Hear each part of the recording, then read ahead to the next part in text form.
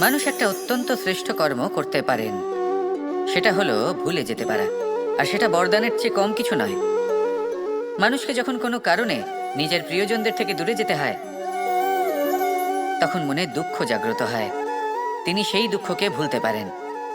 কখনো কোনো সম্পর্ক থেকে যদি দুঃখ পেয়ে থাকেন, তখন সেই দুঃখকে ভুলতে পারেন।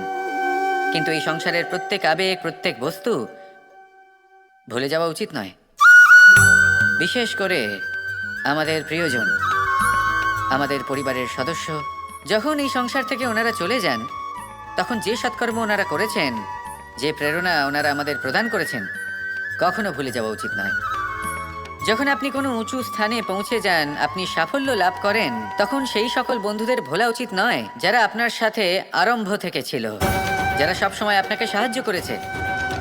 আর সবথেকে গুরুত্বপূর্ণ কথা, আপনার বয়স যতই বৃদ্ধি পাক না কেন, মাতা পিতাকে কখনো ভুলবেন না।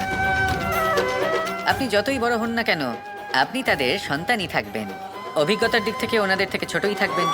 তাই সবসময় নিজের মাতা পিতাকে নিজের সাথে রাখুন, কখনো তাদের ভুলবেন না। সেই সকল ব্যক্তিদের ভুলে যাবেন না যারা দুঃখের দিনে আপনার সাথে ছিল, তবেই জীবনে সুখ পাবেন। আসুন আর আমার সাথে ভালোবেসে বলুন, রাধা রাধা।